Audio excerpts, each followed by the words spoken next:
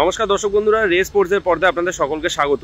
এই মুহূর্তে রয়েছে যুব ভারতীর অনুশীলন গ্রাউন্ডে, যেখানে কিছুক্ষণ আগেই কিন্তু লম্বা ছুটি কাটানোর পর আবারও অনুশীলনে ফিরল ইস্টবেঙ্গল দল এবং আগামী 6 তারিখ ঘরের মাঠে কিন্তু বছরের প্রথম ম্যাচে মুম্বাই সিটি এফসির বিরুদ্ধে কিন্তু মুখোমুখি হবে ইস্টবেঙ্গল এবং তার জন্যই কিন্তু আজকে জোর কদমে অনুশীলনে নেমে পড়লো। মূলত আজকে বেশিরভাগটাই রিকভারি সেশন চালানোর পর শেষের দিকে কিন্তু দল কিছুটা সিচুয়েশন প্র্যাকটিস করেছে। তবে প্রথম দিকে আজকে যেটা অনুশীলনে দেখা গিয়েছিল যে দল যখন ওয়ার্ম আপ করার পর যখন পাসিং ফুটবলের দিকে গেল, সেই সময় দলের নির্ভরযোগ্য ডিফেন্ডার আনোয়ার আলী তিনি কিন্তু দলের সঙ্গে প্রথমে ওয়ার্ম আপ করলেও পরে কিন্তু তিনি আর মাঠে নামলেন না। তিনি সরাসরি ড্রেসিং রুমের দিকে চলে গেলেন এবং ড্রেসিং রুমে তিনি সাইডে বসেই তিনি সতীর্থদের অনুশীলন দেখলেন। তবে তার কি কারণ যে তিনি আজকে অনুশীলন করলেন না সেই বিষয়ে এখনও কিছু স্পষ্ট জানা যায়নি। তবে আমরা পরবর্তী কোনো আপডেট পেলে আপনাদের সঙ্গে নিশ্চয়ই সেটাকে শেয়ার করব।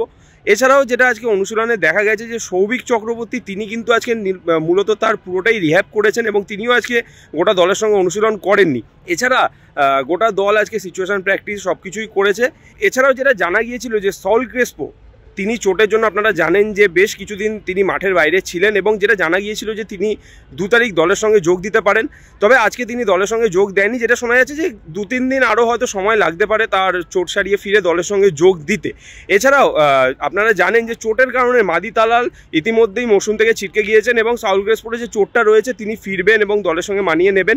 এবং সবেমাত্র জানুয়ারি ট্রান্সফার উইন্ডো ওপেন হয়েছে এবং এই ট্রান্সফার উইন্ডোতে ইস্টবেঙ্গল কিন্তু তৎপর হয়ে রয়েছে নতুন বিদেশি ফুটবলার চয়নে, কারণ এই জানুয়ারি মাসে কিন্তু পরপর ইস্টবেঙ্গলের বেশ গুরুত্বপূর্ণ ম্যাচগুলো রয়েছে এবং সেই ম্যাচে কিন্তু ইস্টবেঙ্গলকে জয় দরকার টপ 6-এর লড়াইয়ে বজায় থাকার জন্য। এবং সেই যে নতুন বিদেশি চয়ন নিয়েও কিন্তু যে ইস্টবেঙ্গল যে যথেষ্ট তৎপর সেটা কিন্তু বোঝাই গেল, কারণ আজকেও কিন্তু অনুশীলনে দেখা গেল দীর্ঘক্ষণ ইস্টবেঙ্গল ক্লাবের শীর্ষকর্তা দেবব্রত সরকার এবং ইমামি কর্তা বিভাস আগরওয়াল বেশ কিছুক্ষণ কিন্তু তারা ড্রেসিং রুমে মিটিং সারলেন। বোঝাই যাচ্ছে যে নতুন বিদেশি চয়ন কিন্তু যত দ্রুত সম্ভব তারা কিন্তু করে নিতে চাইছেন, কারণ সামনে গুরুত্বপূর্ণ ম্যাচগুলো রয়েছে। তার আগে কিন্তু নতুন বিদেশিকে দলে এনে দলের সঙ্গে মানিয়ে নিতে হবে এবং পরবর্তী ম্যাচগুলোতে তাকে প্রয়োজন হবে। সেই কারণে কিন্তু দীর্ঘক্ষণ আজকে তাদেরকে মিটিং করতে দেখা গেল। এছাড়া আজকে অনুশীলনে সকল ফুটবলাররাই চনমনে মেজাজেই ছিলেন এবং সকলেই আজকে অনুশীলনে এলেন। চলুন দেখে নেওয়া যাক অনুশীলনে ফুটবলাররা এসে কী কী করলেন তার মুহূর্ত।